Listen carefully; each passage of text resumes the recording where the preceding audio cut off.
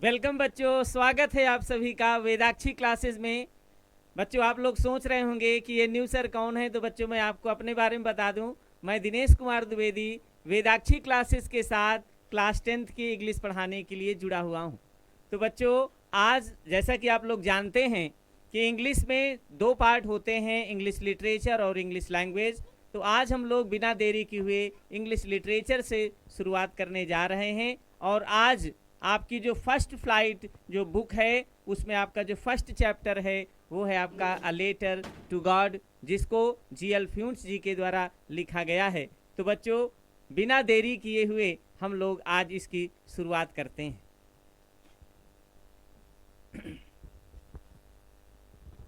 बच्चों, जैसा कि यहाँ पर आप लोग देख सकते हैं, अबाउट द ऑथर। अबाउट माने बारे में, द ऑथर यानी लेखक के बारे में। यहाँ पर लेखक जीएल फ्यूंस जी के बारे में, यानी जिन्होंने इस चैप्टर को लिखा है। कौन सा chapter? A letter to God, जो कि एक स्टोरी है, एक कहानी है। तो कहानी लेखन एक बहुत ही अच्छी कला है, जिसमें जीएल फ्यूंस जी बहुत ज़्यादा निपुण थे, पारंगत थे। तो यहाँ पर लेखक के बारे में संक्षिप्त जानकारी दी जा रही है। बच्चों, आइए देखते हैं।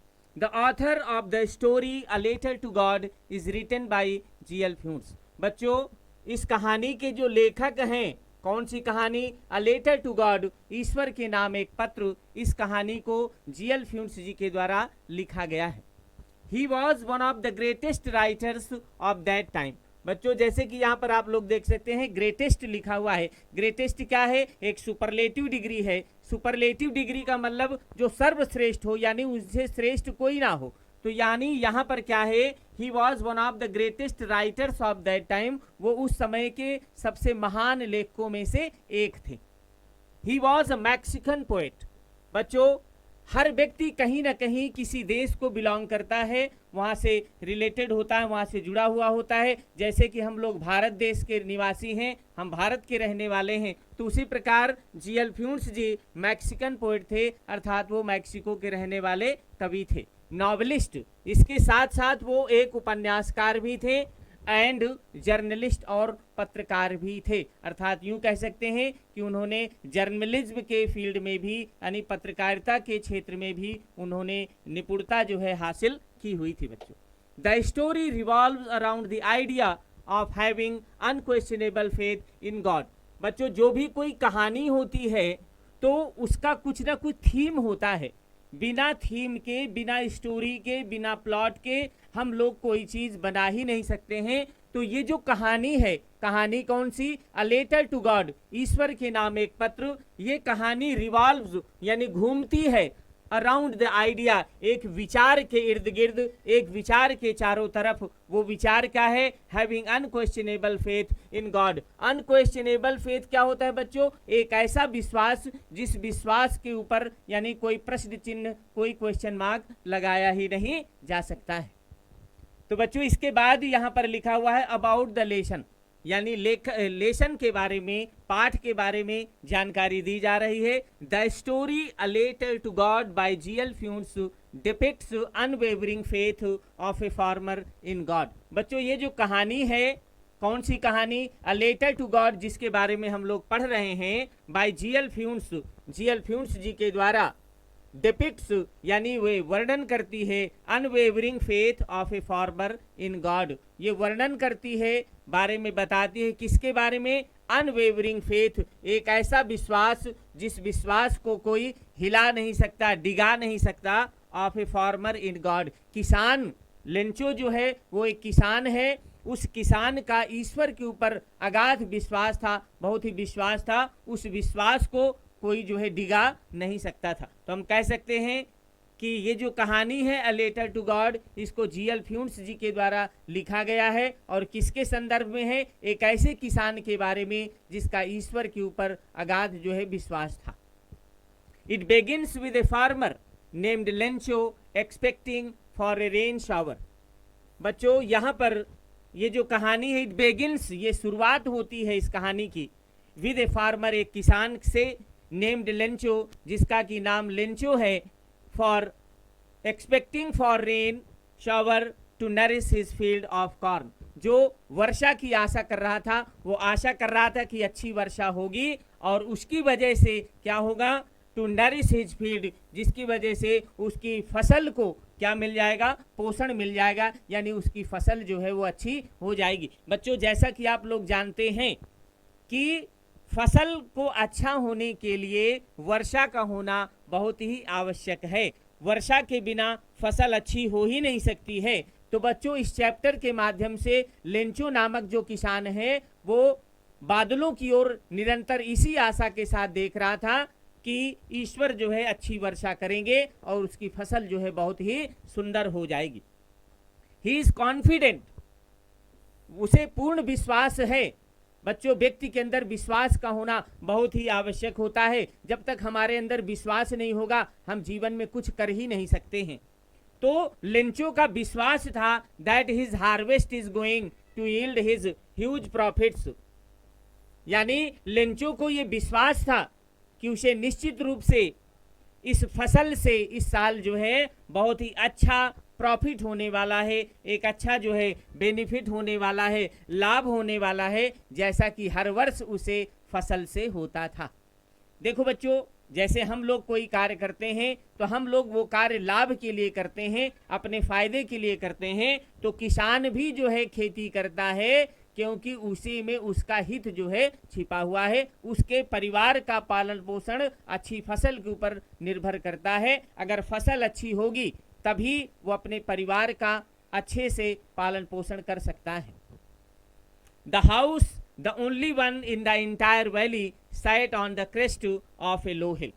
बच्चों ये जो मकान है लेंचो का, जहाँ पे लेंचो रहता है, इंटायर वैली संपूर्ण घाटी में कहाँ पर है, साइट माने जो स्थित है। यद्यपि साइट माने बैठा हुआ होता है, लेकिन यहाँ पर क्या है, वो स्थित है। क्रेस्ट माने चोटी पर, ऑफ ए लो हिल, जो कि एक निचली पहाड़ी की चोटी पर स्थित है। यानी लेंचो का जो मकान है, जो एकलौता मकान है पूरी घाटी में, वह चोटी के ऊपर जो है, जो निचली पहाड़ी है उसकी चोटी पर स्थित है। फ्रॉम दिस हाइट, और बच्चों अगर कोई कहीं पर हाइट होती है, अगर ऊंचाई होती है, तो उस ऊंचाई से हम लोग देख सकते हैं। तो उस ऊंचाई से यानी जो मकान की छत है वहां से हम क्या देख सकते हैं, the height one could see the river and the field of ripe corn, वहां से आप नदी को देख सकते हैं, the field of ripe corn, मक्के के खेत को देख सकते हैं, डॉटेड विद द फ्लावर्स, जो पुष्पों से लदा हुआ है, अर्थात उसमें फूल जो है लगे हुए हैं, that always promised a good harvest, यानी जब पुष्प अच्छे होते हैं तो हमेशा वो वादा करते हैं कि यानी इस वर्ष जो फसल होने वाली है वो बहुत ही अच्छी फसल होने वाली है। The only thing the earth needed was a downpour और एट लीस्ट ए शावर, एकमात्र चीज जो पृथ्वी को आवश्यकता है वो क्या है बच्चों, ए डाउनपोर, यानी एक बौछार की, वर्षा की, और एट लीस्ट ए शावर, या तो तेज बारिश हो जाए या बौछार भी हो जाए तो वो भी जो है फसल के लिए अच्छी होती है। थ्रू आउट द मॉर्निंग, सुबह से ही लेंचो क्या कर रहा था, Lencho who knew his fields intimately, यानी जो अपने खेतों को जानता था, कैसे इंटीमेटली, भली भांति, हैड डन नथिंग एल्स, उसने और कुछ नहीं किया था, but see the sky towards the north east. Lencho जो अपने खेतों को भली भांति जानता था, उसने सुबह से और कुछ नहीं किया, तो कुछ तो किया होगा, यानी वह जो है नॉर्थ ईस्ट दिशा से, अर्थात उत्तर और पूर्व दिशा से आने वाले बादलों की ओर निरंतर देख रहा था। Now we are really going to get some water from it. Lencho ने अपनी पत्नी से कहा कि now we are really going to get some water, अब हमें निश्चित रूप से क्या प्राप्त होने वाली है, थोड़ी वर्षा प्राप्त होने वाली है, अर्थात वर्षा होने वाली है। The women who was preparing supper, Lencho की वाइफ, लेंचो की पत्नी जो कि क्या पका रही थी, सपर। सपर क्या होता है बच्चों, डिनर होता है, रात्रि का भोजन होता है, जैसे हम लोग ब्रेकफास्ट बोलते हैं, है ना, डिनर बोलते हैं, लंच बोलते हैं, तो उसी प्रकार सपर होता है रात्रि का भोजन। तो उसने बड़े ही संतुष्टि भरे भाव से उसने जवाब दिया, यस गॉड विलिंग, हाँ ईश्वर की इच्छा से। क्योंकि बच्चों जो भी कुछ हो रहा है या होने वाला है, जो होगा वो बिना ईश्वर की इच्छा के हो ही नहीं सकता है। The older boys were working in the field, जो बड़े बच्चे थे वो क्या कर रहे थे, वर्किंग इन द फील्ड, वो जो है खेतों में काम कर रहे थे। वाइल द स्मॉलर वंस, जबकि जो छोटे वाले बच्चे हैं वो क्या कर रहे थे, were playing near the house, वो जो है घर के पास जो है खेल रहे थे। Until the women called to them all come for dinner, जैसे ही भोजन तैयार हो गया, लेंचो की पत्नी ने आवाज लगाई, आइए भोजन तैयार हो गया है, भोजन कर लेते हैं। It was during the meal, अभी वो भोजन कर ही रहे थे, भोजन कर ही रहे थे, खाना खा ही रहे थे। क्या हुआ, just as Lencho has predicted, जैसा कि लेंचो ने प्रिडिक्ट किया था, अर्थात भविष्यवाणी की थी, big drops of rain began to fall, वर्षा की बड़ी बड़ी बूंदें गिरना प्रारंभ हो जाती हैं। इन द नॉर्थ ईस्ट, और उत्तर पूर्व दिशा से, ह्यूज माउंटेन्स, बादलों का विशाल समूह, पर्वताकार, पर्वत के समान विशाल बादल जो है, of clouds could be seen approaching, वो अप्रोचिंग माने आगे बढ़ते हुए दिखाई दे रहे थे। अर्थात कह सकते हैं कि उत्तर पूर्व दिशा से बादलों का विशाल समूह, पर्वत के समान विशाल समूह आगे की ओर बढ़ता हुआ दिखाई दे रहा था। The air was fresh and sweet, और जो हवा है वो भी बहुत ही मधुर हवा जो है चल रही थी। The man went out for no other reason than to have the pleasure of feeling the rain on his body, and when he returned he exclaimed, बच्चों जब बारिश होती है बहुत से लोग वर्षा की बूंदों का आनंद प्राप्त करने के लिए बाहर चले जाते हैं, तो लेंचो भी इन वर्षा की बूंदों का अपने शरीर के ऊपर आनंद प्राप्त करने के लिए ग्रीष्म ऋतु के बाद, जैसे ही गर्मी का मौसम समाप्त होता है, गर्मी के मौसम के समाप्त होने के बाद व्यक्ति इतना विकल हो जाता है, इतना परेशान हो जाता है गर्मी से, कि वो जो है वर्षा की बूंदों का आनंद प्राप्त करने के लिए लेंचो बाहर जाता है। और जैसे ही वहां से वो वापस लौटता है, वर्षा की बूंदों का आनंद प्राप्त किया, यानी उसके शरीर पर बारिश हुई, तो जैसे ही तो वहां से रिटर्न्ड ही एक्सक्लेम्ड, बड़े ही उसने संतुष्टि भरे भाव से, आश्चर्यचकित होते हुए उसने कहा, these are not rain drops falling from the sky, ये वर्षा की बूंदें नहीं है, तो फिर क्या है, कुछ तो होंगी। These are not rain drops, ये वर्षा की बूंदें नहीं है, फॉलिंग फ्रॉम द स्काई, आसमान से, दे आर न्यू कॉइन्स, ये नए सिक्के हैं। आप कह सकते हैं कि जब बारिश अच्छी होगी तो फसल बड़ी ही सुंदर हो जाएगी, बड़ी ही खूबसूरत हो जाएगी। तो यानी कहा कि ये जो वर्षा है ये सिर्फ वर्षा नहीं है, ये जो है क्या है, ये न्यू कॉइन्स है, नए सिक्के हैं। The big drops are 10 cent pieces, जो बड़ी बड़ी बूंदें गिर रही हैं वो क्या हैं, वो 10 सेंट। सेंट क्या होता है बच्चों, एक प्रकार की करेंसी है, मुद्रा है। जैसे हमारे देश में रुपए चलते हैं तो मैक्सिको में वहां पर जो है सेंट चलते हैं, तो ये क्या है, एक प्रकार की करेंसी है, मुद्रा है। Pieces and the little ones are 5, और जो छोटी वाली बूंदें हैं वो 5 सेंट के सिक्के हैं, यानी 5 सेंट के सिक्के हैं, और जो बड़ी बड़ी बूंदें हैं वो 10 सेंट के सिक्के हैं। With a satisfied expression, he regarded the field of ripe corn with its flowers draped in a curtain of rain. आज बड़े ही satisfied expression यानी संतुष्टि भरे भाव से he regarded the field of ripe corn, उसने मक्के के खेत की ओर देखा, विद इट्स फ्लावर्स, जो पुष्पों से लदे हुए थे, अर्थात उसमें पुष्प जो है मक्के के खेत पर, यानी जो मकाई उसने बो रखी थी उस पर जो है पुष्प लगे हुए थे।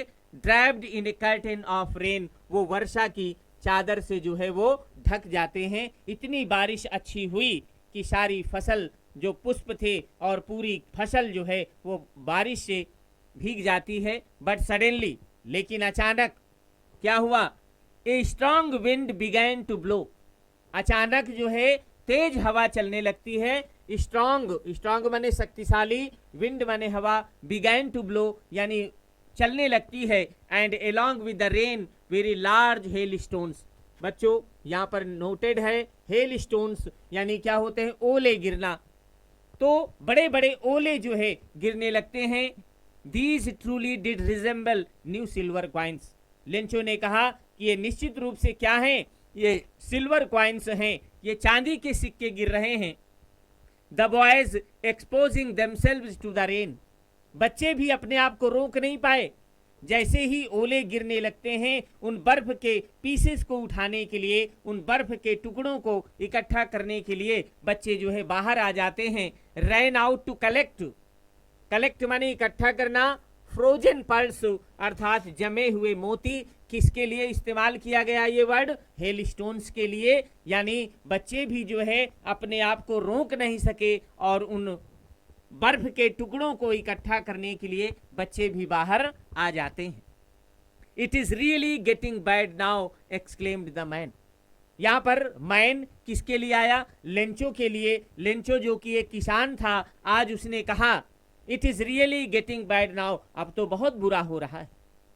फसल की अच्छे होने के लिए वर्षा होनी चाहिए, ओले नहीं गिरने चाहिए। ओले कतई जो है फसल के लिए लाभदायक नहीं है। और हम जो भी कार्य करते हैं बच्चों अपने लाभ के लिए करते हैं, फायदे के लिए करते हैं। तो जब ओले गिरने लगे, उन ओलों को देख करके लेंचो ने कहा कि ये जो है अच्छे नहीं हैं। आई होप, मैं आशा करता हूं। क्या? इट पासेस क्विकली, ये शीघ्र ही थम जाएगा। पास माने रुकना, वैसे पास माने गुजरना भी होता है, लेकिन यहां पर ये शीघ्र ही थम जाएगा। क्विकली माने जल्दी से। It did not pass quickly, लेकिन बच्चों ऐसा नहीं हुआ। क्या नहीं हुआ? उसने आशा की थी कि ओलों का गिरना शीघ्र ही बंद हो जाएगा, लेकिन ओलों का गिरना बंद नहीं हुआ। और for an hour the hail rained on the house, the garden, the hill side, the cornfield, on the whole valley. और 1 घंटे तक ओले गिरते रहे।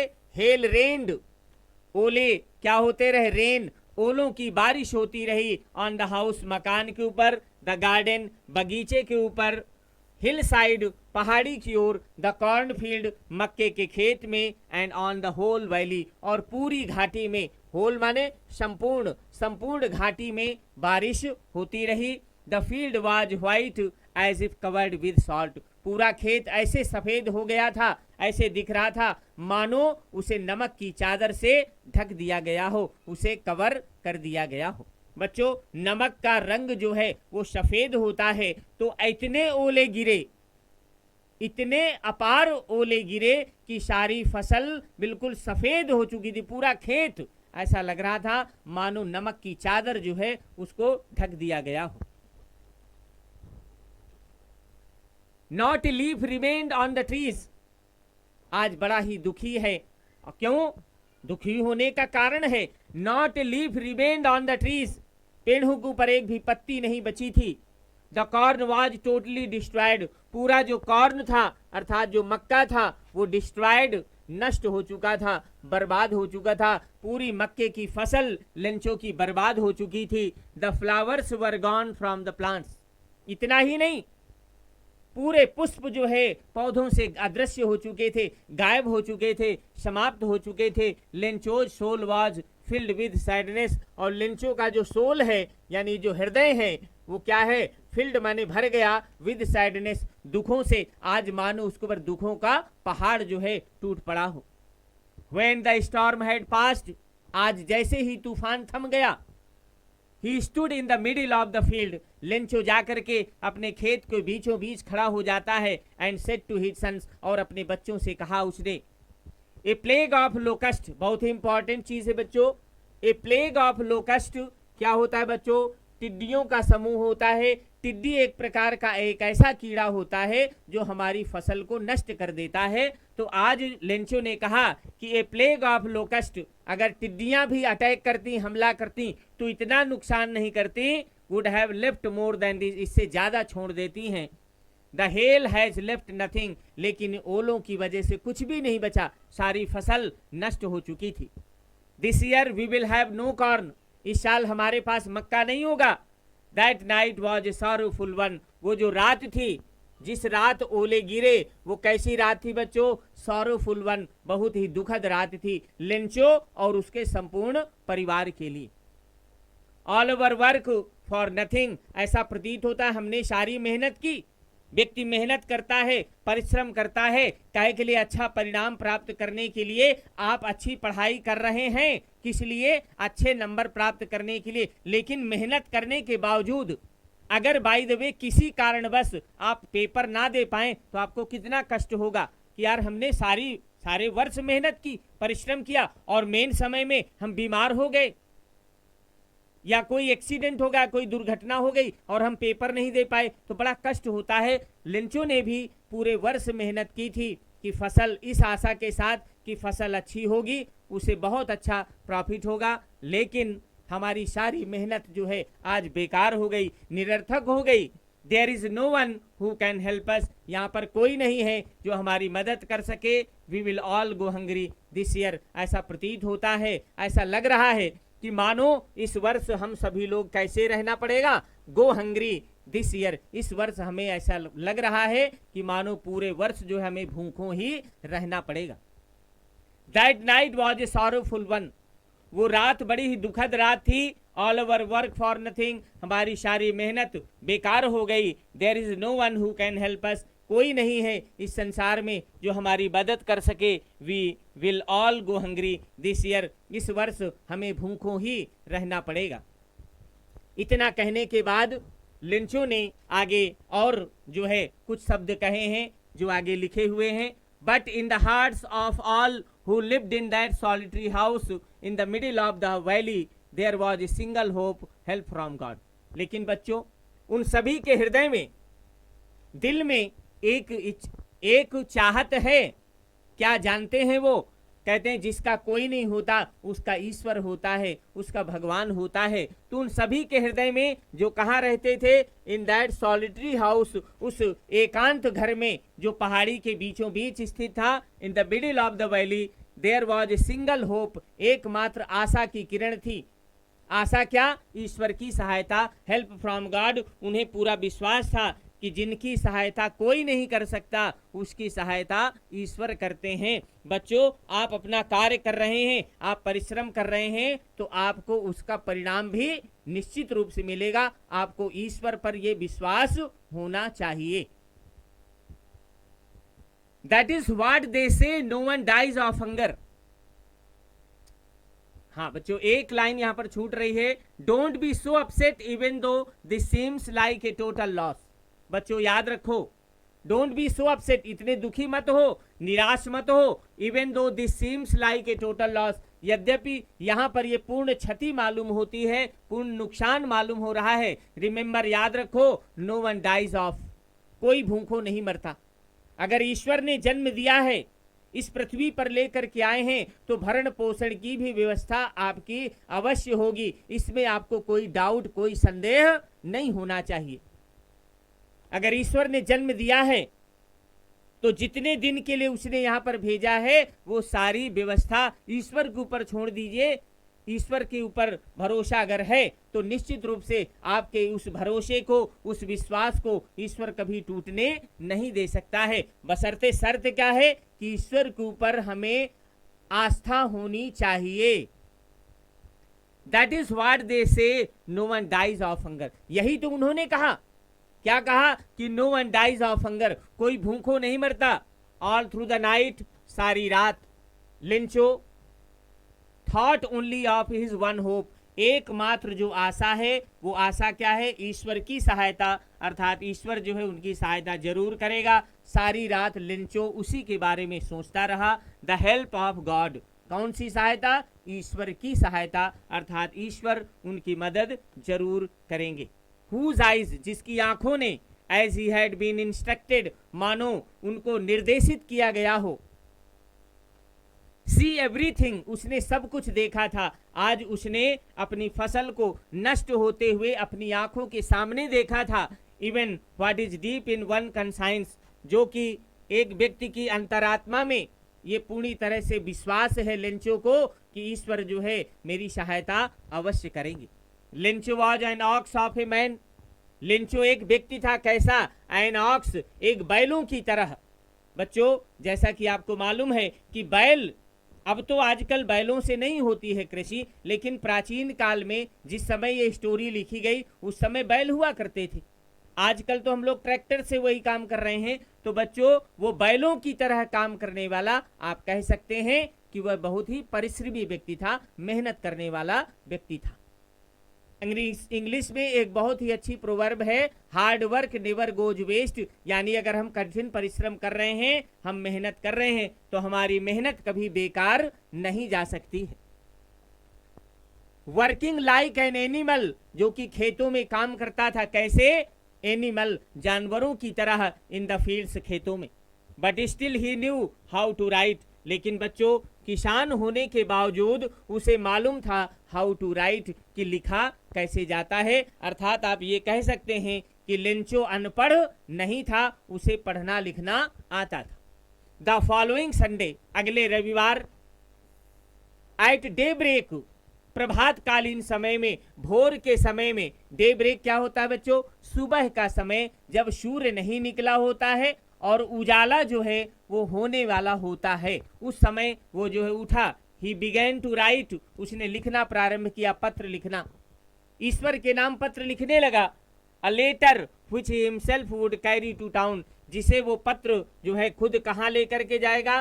कैरी टू टाउन, यानी कस्बे में लेकर के जाएगा। And place in the mail, और खुद जा करके वो मेल बॉक्स में, अर्थात उस पत्र पेटिका में जा करके वो डाल देगा। बच्चों आज के समय में पत्र पेटिकाएं अभी भी होती हैं, लेकिन आजकल उनका ज़्यादा इस्तेमाल नहीं हो रहा है, क्योंकि वो सारे कार्य हम आज आधुनिक समय में मोबाइल के माध्यम से या अन्य किसी माध्यम से हम लोग उनका इस्तेमाल कर पा रहे हैं। It was nothing less than a letter to God, ये जो आज उसने पत्र लिखा था लेंचो ने, ये ईश्वर के नाम पत्र से कम नहीं था। अर्थात ये कह सकते हैं कि वो ईश्वर के नाम ही एक पत्र था। अगर कोई पूछ ले कि लेंचो ने किसके नाम पत्र लिखा, तो लेंचो ने ईश्वर के नाम, भगवान के नाम एक पत्र लिखा। और अगर आपसे कोई कहे, हमसे कोई कहे कि क्या आप भगवान के नाम पत्र लिख सकते हैं? शायद नहीं। क्यों? क्योंकि हमें भगवान का पता ही नहीं मालूम है। यद्यपि वो सर्वशक्तिमान है, वो हर जगह, गॉड इज अलमाइटी, वो हर जगह विद्यमान है, लेकिन हम उसे देख नहीं सकते हैं। लेकिन जिस व्यक्ति को विश्वास होता है, वो हर जगह उसके लिए ईश्वर विद्यमान होता है। गॉड ही रोट, उसने लिखा पत्र में, क्या लिखा बच्चों? If you don't help me, हे ईश्वर, हे भगवान, यदि आप मेरी सहायता नहीं करेंगे, my family and I will go hungry this year, मैं और मेरा परिवार इस वर्ष भूखों रह जाएंगे। आई नीड 100 पैसोस, इसलिए मुझे आवश्यकता है, मुझे जरूरत है। क्या? किसकी जरूरत है? 100 पैसोस, बच्चों 100 पैसोस की मुझे जरूरत है। In order to sow my field, मुझे अपने खेतों को फिर से बोने के लिए, भाई फसल नष्ट हो गई तो फिर से आपको खेत की बुआई करनी पड़ेगी। And to live until the crop comes because the hail storm, और तब तक जीवित रहने के लिए, तब तक जीवन यापन करने के लिए मुझे 100 पैसों चाहिए, जब तक कि जो है अगली फसल तैयार नहीं हो जाती। क्यों चाहिए पैसे? बिकॉज द हेल स्टॉर्म, क्योंकि ओलों की वजह से मेरी सारी फसल नष्ट हो चुकी है।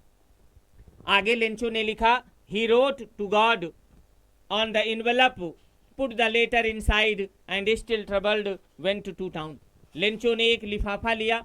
इनवेलप क्या होता है बच्चों? लिफाफा होता है। अंतरदेशी पत्र भी हुआ करते थे, पोस्ट कार्ड भी हुआ करते थे। तो आज उसने एक इनवेलप लिया, एक लिफाफा लिया, पुट द लेटर इनसाइड, और जो पत्र लिखा था उस पत्र को लिफाफे के अंदर जो है डालता है। स्टिल ट्रबल्ड, और बड़ा ही परेशानी का कारण है, क्योंकि उसकी सारी फसल नष्ट हो चुकी है। परेशान मुद्रा में जो है वो जो है वेंट टू टाउन, कस्बे की ओर जाता है। एट द पोस्ट ऑफिस, और जैसे ही पोस्ट ऑफिस पहुंचता है, ही प्लेस्ड ए स्टैंप। बच्चों स्टैंप माने टिकट होता है। टिकट का लगाना बहुत ही आवश्यक होता है, क्योंकि अगर टिकट नहीं जाएगा तो पत्र अपने गंतव्य स्थान तक नहीं पहुंच पाएगा जहां तक उसे पहुंचना है। तो बच्चों उसने एक टिकट लिया, टिकट को उस लिफाफे के ऊपर लगाया on the letter and dropped it into the mail box, और टिकट लगाने के बाद उसने उस पत्र पेटिका में जो है पत्र को डाल दिया। One of the employees who was a postman, वहां पर एक कर्मचारी था।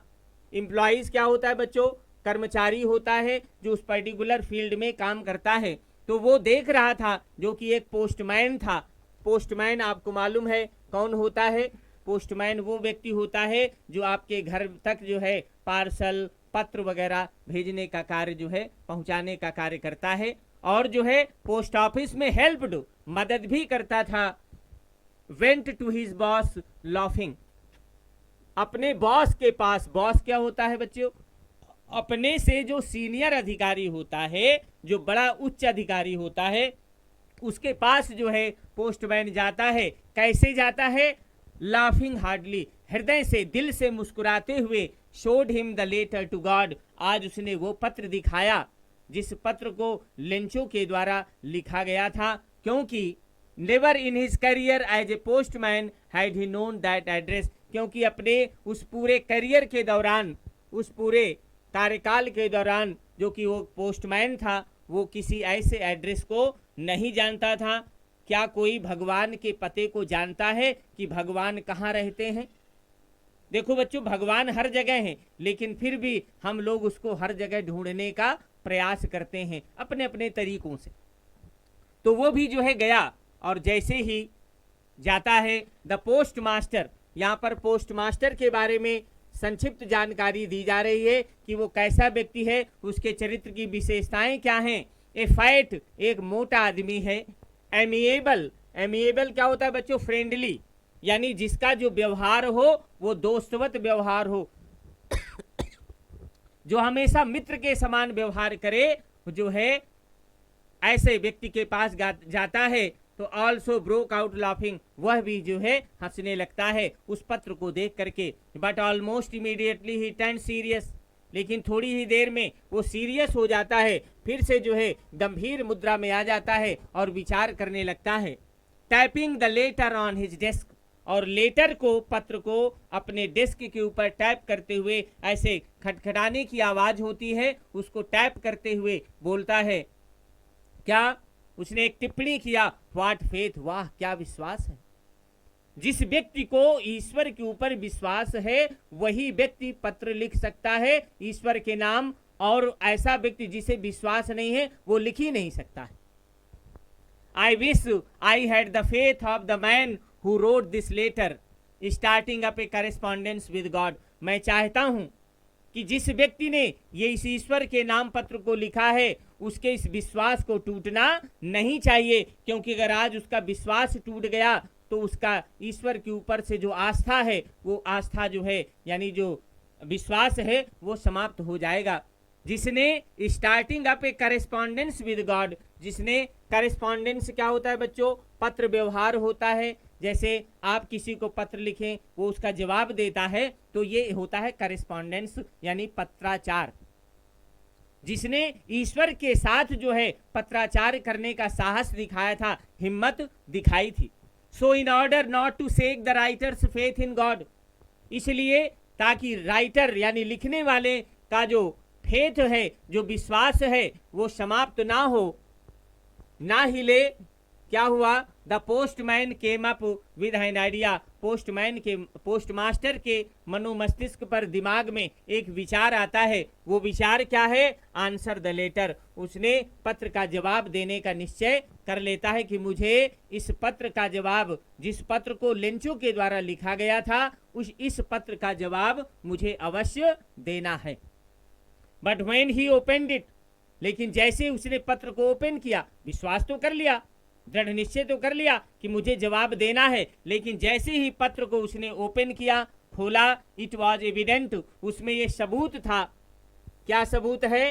That to answer it he needed something more than goodwill, इस पत्र का जवाब देने से कहीं अधिक उसे और चीजों की आवश्यकता है। वो गुडविल, वो साख नहीं चाहिए, वो इज्जत नहीं चाहिए, तो फिर चाहिए क्या? इंक एंड पेपर, स्याही और पेपर भी नहीं चाहिए। But he stuck to his resolution, लेकिन उसने दृढ़ निश्चय कर लिया था।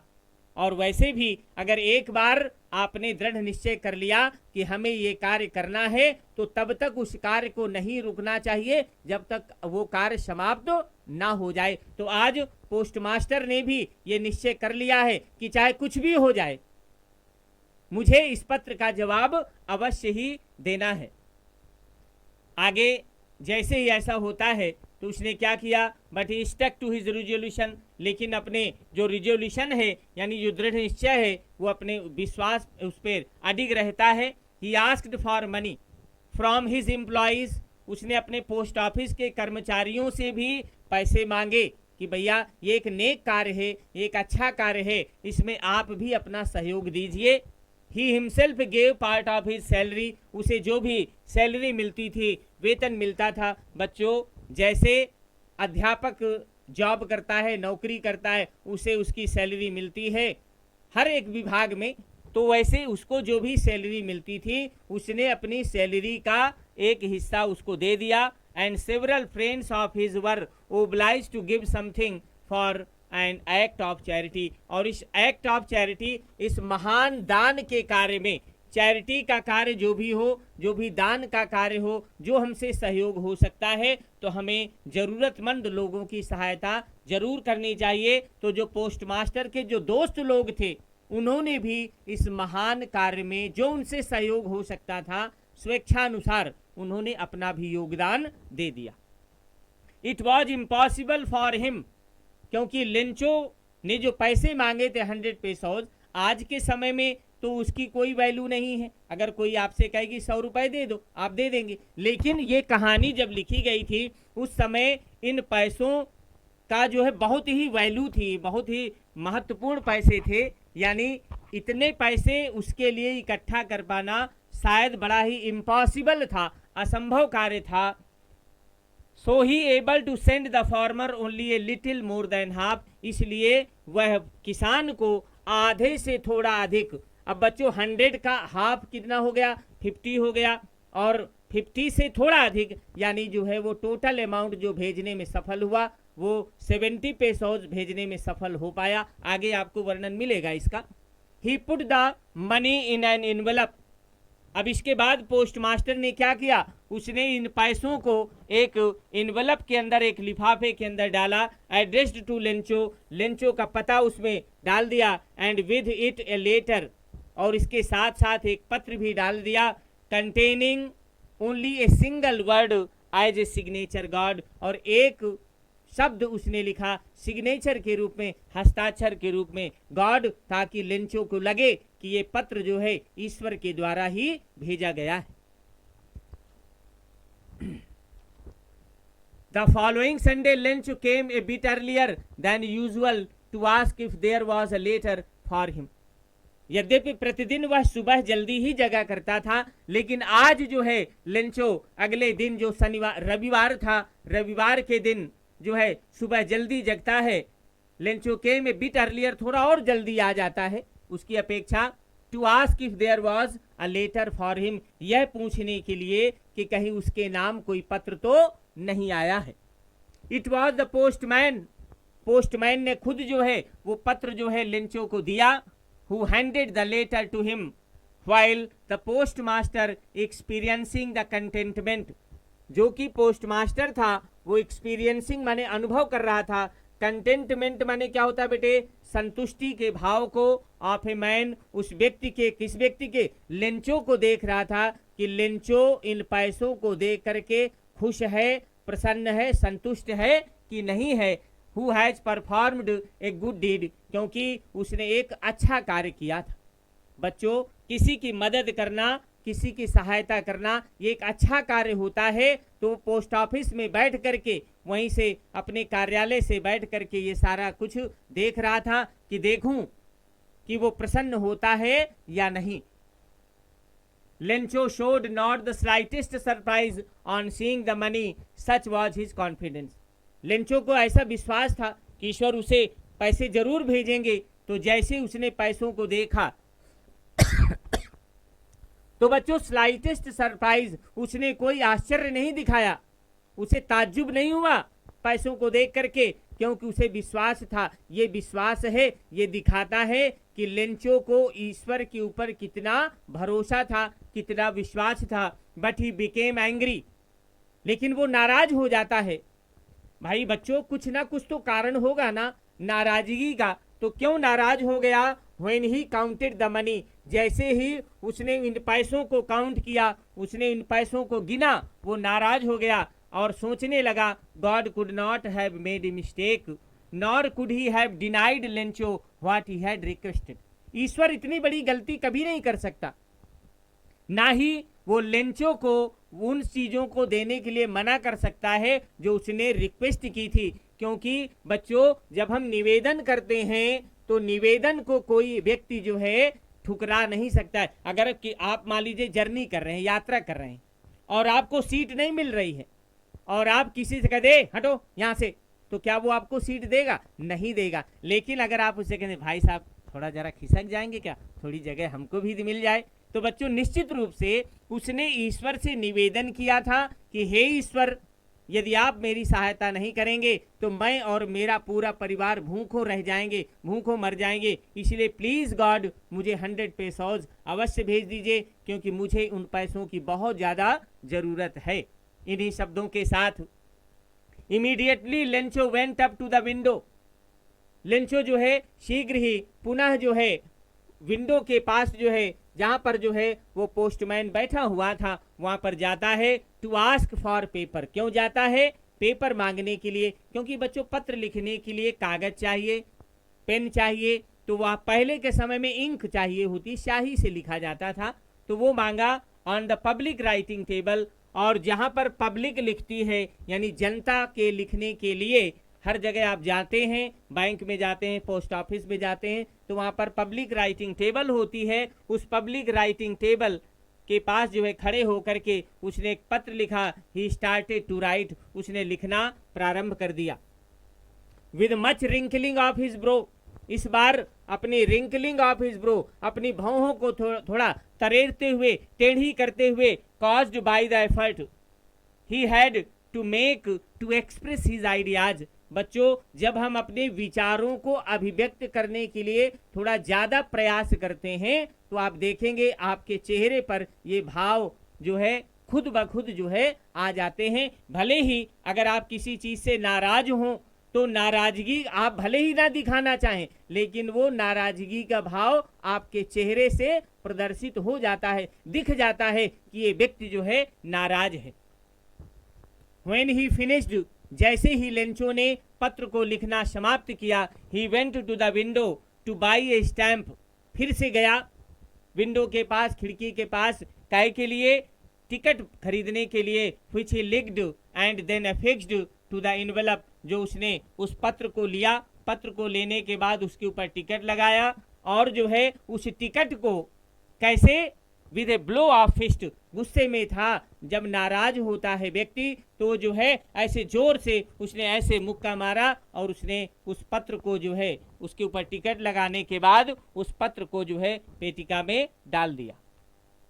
The moment the letter fell into the mail box, जिस पल लेंचो ने उस पत्र को उस लेटर बॉक्स के अंदर डाला, उस पत्र पेटिका के अंदर डाला, तुरंत जो है postmaster went to open it, postmaster जाता है खुद जो है पत्र को ओपन करने के लिए, देखूं आज इसने क्या लिखा है इस पत्र में। जैसे उसने पत्र को खोला, पत्र में क्या लिखा हुआ है? इट सेड, उसमें लिखा हुआ था, गॉड, हे ईश्वर, of the money that I asked for, जो मैंने आपसे पैसे मांगे थे, फॉर ओनली 70 पेसोज रीच्ड, मेरे पास सिर्फ कितने पैसे पहुंचे हैं? 70 pesos reached me, send me the rest, मुझे बाकी पैसे भी भेज दीजिए। कितने? जो रिमेनिंग 30 पेसोज हैं वो भी मुझे आप भेज दीजिए। सिंस माने चूंकि, I need it very much, क्योंकि मुझे इन पैसों की बहुत ज्यादा जरूरत होती है। बच्चों, इस संसार में हर व्यक्ति को और चाहे किसी चीज की जरूरत ना हो, लेकिन पैसों की सख्त आवश्यकता होती है, क्योंकि बिना पैसों के आज के समय में ये आर्थिक युग है, बिना पैसों के कुछ हो ही नहीं सकता है। But don't send it to me through the mail, लेकिन इस बार मुझे पैसे मेल के द्वारा मत भेजिएगा। क्यों? कुछ तो होगा ना कारण, तभी तो उसने लिखा कि but don't send it to me through the mail, हे ईश्वर, इस बार मुझे पैसे मेल के माध्यम से मत भेजना। बिकॉज मैंने, क्योंकि the post office employees are a bunch of crooks Lencho, क्योंकि ये जो बंच ऑफ क्रुक्स क्या होता है बच्चों? चोरों का समूह, अर्थात ये कह सकते हैं कि उसने सोचा कि पोस्ट ऑफिस के कर्मचारी चोर हैं, जिन्होंने, ईश्वर ने तो मुझे 100 पैसोज भेजे, लेकिन इन पोस्ट ऑफिस के कर्मचारियों ने, जो लुटेरे हैं, जो चोरों का समूह है, जो चोर हैं, उन्होंने ये पैसे निकाल लिए हैं। और उसने सिग्नेचर कर दिया, लेंचो यानी लेंचो के द्वारा इस पत्र को लिखा गया है। तो बच्चों, मैं आशा करता हूँ कि आप लोगों को ये चैप्टर अच्छे प्रकार से क्लियर हो गया होगा। फिर भी अगर कोई आप डाउट्स हैं आप लोगों को, अगर आप अपने डाउट्स डालते हैं और पूछते हैं तो बहुत खुशी होगी। शुक्रिया, धन्यवाद।